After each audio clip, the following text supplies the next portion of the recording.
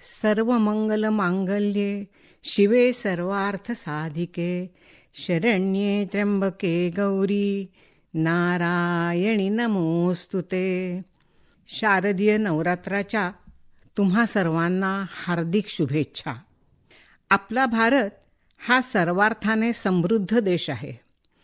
सृष्टीदेवतेचा वरदहस्त लाभल्यामुळे सुजला सुफला सस्यश्यामला अशी ही भारतभूमी अनेकविध सण उत्सवांमुळे सतत प्रसन्न असते.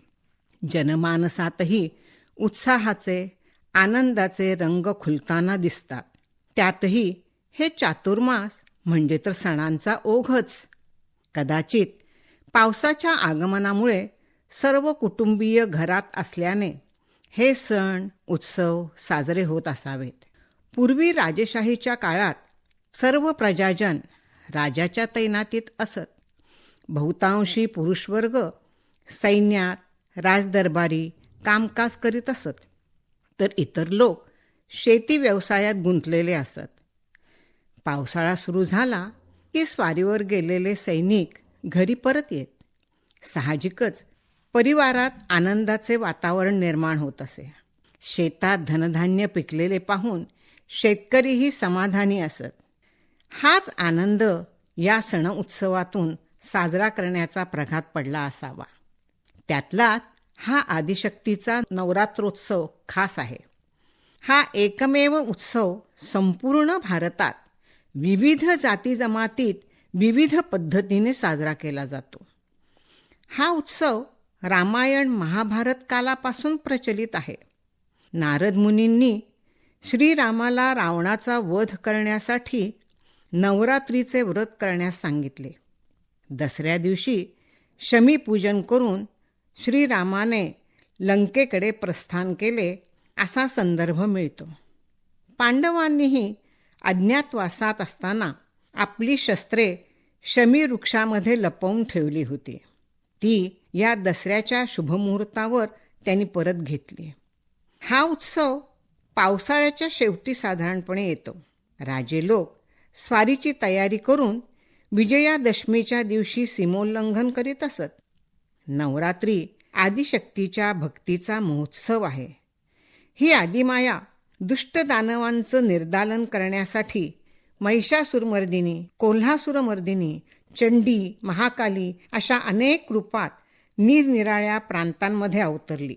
पौराणिक संदर्भानुसार आश्विन शुक्ल प्रतिपदेपासून 9 दिवस तिने असुरांशी निकराचे युद्ध केले.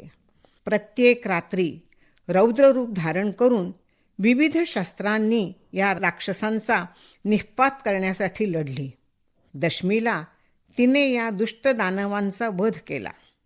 हा विजयोत्सव दशमी दिवशी म्हणजेच दसऱ्याला साजरा केला जातो.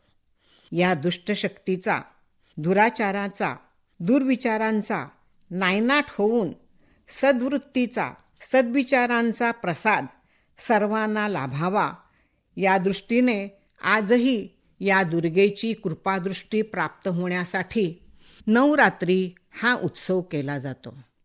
या दिवसात तिच्यातील ऊर्जा, चैतन्य जागृत ठेवण्यासाठी भक्तगण अनेक प्रकारे तिला भजतात. मंदिरातून, घराघरातून भजन, कीर्तन, आरती करत तिचा जय जयकार करतात. देवी महात्म्य पठण, यज्ञयाग संपन्न होतात. गुजराती समाजात गरबा नृत्य, दांडिया खेळून रात्री जागवतात. महाराष्ट्र, बंगाल, म्हैसूर, राजस्थान इथे या उत्सवाला विशेष महत्त्व प्राप्त झालेले आहे. हा उत्सव तिथे जास्त लोकप्रिय झालेला आहे. गोमंतकातही रात्री मंदिरांमध्ये कीर्तन होऊन देवीचे मखर झुलवण्याची एक वेगळीच सुंदर आणि मनाला प्रसन्न करणारी प्रथा आढळते. कदाचित तप्त झालेल्या देवीला शांत करण्यासाठीच हा उत्सव असावा असं वाटतं. विजयादशमीचा दिवस देवीच्या विजयोत्सवाचा दिवस. त्यामुळे सर्व लोकांच्या आनंदी मनांनी हा दिवस भारलेला असतो. महाराष्ट्रात आणि जवळच्या प्रांतांमध्ये अश्मंतक महावृक्षाची पाने म्हणजेच आपट्याची पाने मोठ्या माणसांना देऊन त्यांचे शुभाशीर्वाद घेतात, तर समवयस्क एकमेकांना शुभेच्छा देतात. अश्मंतक महावृक्ष महादोष निवारण इष्टानाम दर्शनं देही कुरु शत्रुविनाशनम अशी प्रार्थना केली जाते, पूजा केली जाते आणि मग या झाडांची पाने काढून एकमेकांना दिली जातात. असा हा नवरात्रीचा सण स्त्री शक्तीचा निदर्शक आहे.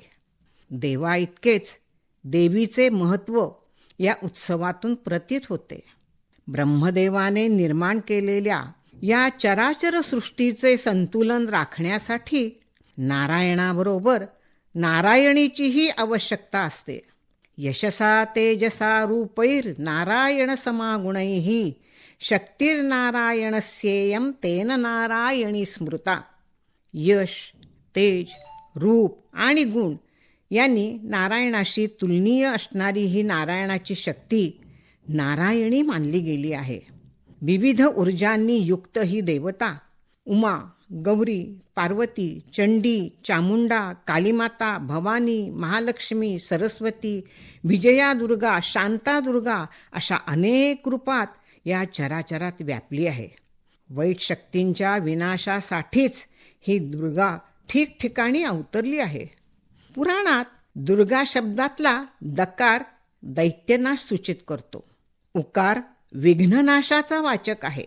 रेफ रोगहरण, ग पापनाशन, तर आ भय आणि शत्रुहनन सूचित करतो. अशी व्युत्पत्ती या शब्दाची सांगितली आहे. दैत्य, विघ्न, रोग, पाप, भय आणि शत्रू यांचे निवारण करणारी ही दुर्गा ही आदिमाया, धनसमृद्धी देणारी महालक्ष्मीही आहे. बुद्धिदात्री महासरस्वती आहे. शक्ती सामर्थ्य प्रदान करणारी महाकाली पण आहे. एवढंच नाही तर शांती, क्षमा, धृती, कांती, क्षुधा, तृष्णा, निद्रा, लक्ष्मी, बुद्धी, भ्रांती, माया ही सर्व रूपे ही आदिमायेचीच आहेत. म्हणूनच देवी महात्म्यात या देवी सर्वभूतेषु क्षुधारूपेण संस्थिता नमस्तस्यै नमस्तस्यै नमस्तस्यै नमो नमः.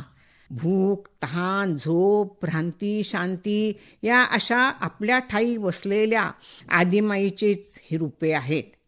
त्या सर्व प्रसन्न राहाव्यात म्हणून त्यांनाही वंदन केलेले आहे. देवीच्या या विविध रूपांचा साक्षात्कार म्हणजेच नारी शक्ती, स्त्री शक्ती होय. स्त्री यश, तेज, गुण, सौंदर्य धारण केलेली नारायणी आहे. गार्गी, मैत्रेयी, रमाबाई, सावित्रीबाई यांच्यासारख्या महान विदुषींच्या रूपातून महासरस्वती प्रकट होते. महाराणी लक्ष्मीबाई, जिजाबाई, राणी चन्नम्मा या वीरांगनांमधून महाकाली अवतरली आहे. आदिमायेची सर्व रूपे स्त्रीमध्ये सामावलेली आहेत. ती गृहिणी बनून घराचं संतुलन राखते. त्यावेळी ती पत्नी, आई, सून, भावजय, नणंद, जाऊ, सासू अशा विविध रूपात वावरते. मुलांचा सांभाळ करताना तिच्यातील मातृत्व जागृत होतं. कठीण प्रसंगी त्या मुलांचं आणि घराचं रक्षण करण्यासाठी ती चंडिकाही बनते. परिवारातील सर्व नात्यांना आपुलकीच्या धाग्याने बांधून ठेवण्याची क्षमता या गृहिणीमध्ये आहे. हे सर्व करताना ती मात्र लोपामुद्रा असते.